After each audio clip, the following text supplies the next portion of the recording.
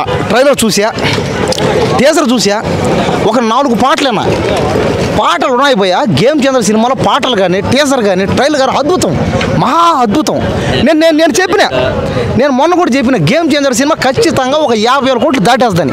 ఈసారి 50,000 కోట్లు కాదు, ఖచ్చితంగా 1,00,000 కోట్లు కూడా కొట్టే ప్రమాదం ఉంది. ఎందుకంటే ఈ సినిమా, ఈ గేమ్ చేంజర్ సినిమా, ఈ సినిమా తీసిన ఒక డైరెక్టర్ అతను మహా అద్భుతం. అతను అంటే ఏంటంటే గతంలో అతను చేసిన సినిమాలు కానీ, అతను చేసిన డైలాగులు, అతను చేసిన కొన్ని రొమాంటిక్ సీన్లు కానీ, శంకర్ తమిళ్, అతను ఒక Tamil cinema director Shankar.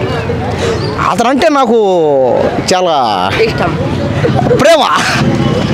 Okay, నాకు ఆ డైరెక్టర్ అయినా ఆయన సినిమాలన్నా నాకు చాలా అభిమానం. ఆ సినిమా ఖచ్చితంగా గేమ్ చేంజర్ సినిమా 100% ఖచ్చితంగా 1,00,000 కోట్లు కానీ కొట్టకపోతే, కానీ 1,00,000 కోట్లు కొట్టాలంటే ఏమేం చేయాలి? దానికి 4 మార్గాలు. 1 ప్రమోషన్స్ ఖర్చు పెట్టి చేయాలి. 2 సినిమాని భారీ స్థాయిలో రిలీజ్ చేయాలి. 3 సినిమాకి విపరీతమైన పబ్లిసిటీ స్టంట్ క్రియేట్ చేయాలి. 4 సినిమాని ప్రతి అంటే అతను ఒక గ్లోబల్ స్టార్ కాబట్టి గ్లోబల్ అంటే ఏంది? భూమి మీద ప్రతి థియేటర్లో సినిమా రిలీజ్ చేయాలి. ఈ భూమి మీద ఉన్న ప్రతి థియేటర్లో ఆ సినిమా చేస్తే 1,00,000 కోట్లు కొట్టకపోతే నా అర్రమేసం గోయించుకుంటా. గేమ్ చేంజర్ సినిమా 50,000 కోట్లు కదా, 1,00,000 కోట్లు కొట్టకపోతే నా అర్రమేసం గీయించుకుంటా. సరేనా? చూడు, మేసాలు ఉన్నాయి, ఇప్పుడు మొలుస్తున్నాయి ఈ మేసాలు సగం మేసాలు గీయించుకుంటా. సరేనా? చెప్తానా, గుర్తుపెట్టుకోండి, ప్రతి ఒక్కరు గుర్తుపెట్టుకోండి. గేమ్ చేంజర్ సినిమా రిలీజ్ అయిన తర్వాత నన్ను మళ్ళీ వచ్చి అడగండి, నన్ను చొక్కా పట్టుకోమని అడగండి, ఎవరా నువ్వు 1,00,000 కోట్లు అన్నావే ఏం రాలేదని. కానీ అందుకు 4 నిబంధనలు ఉన్నాయి.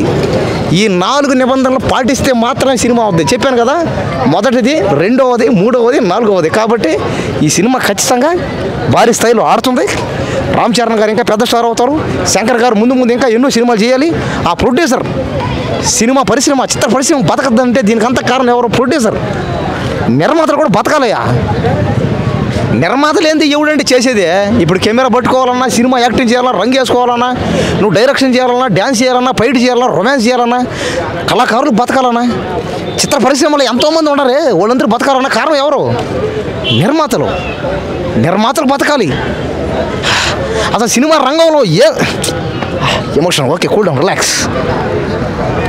సినిమా పరిశ్రమ, చిత్ర పరిశ్రమ ఏమైపోద్దో అనిపిస్తుంది కొన్నిసార్లు నాలాంటి వాళ్ళు. అంటే సినిమా అంటే నాకు చాలా నాకు ఇది ఏదది ప్రాణం. ఈ సినిమా అన్నా, తెలుగు సినిమాలన్నా, తెలుగు చిత్రాలన్నా, తెలుగు యాక్టర్స్ అన్నా, తెలుగే కాదు యావత్ భారతంలో ఎవరైనా సరే అంటే సినిమా యాక్టర్లు అంటే నాకు చాలా అభిమానం, ఇష్టం, ప్రేమ. సినిమా రంగం ఒకప్పట్లో ఏమైపోద్దా అనిపిస్తుంది. తెలుగు సినిమా ఫీల్డ్ ఎక్కడ చచ్చిపోద్దా అనిపిస్తుంది అండి. తెలుగు చిత్ర పరిశ్రమ ఏమైపోద్ది తలుచుకుంటేనే ఏడుపు వస్తుంది.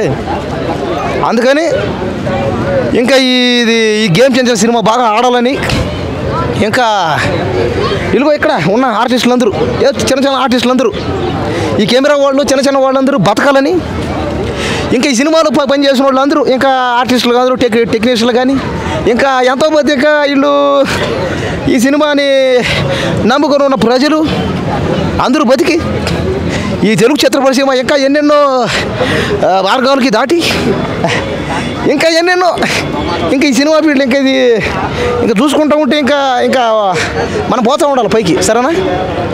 కాబట్టి దయచేసి ఎవరో పైరసీ ఎంకరేజ్ చేయకండి. ఈ సినిమా బాగా ఆడుతుంది, అందరికీ నచ్చుతుంది. ఈ సినిమా ఒక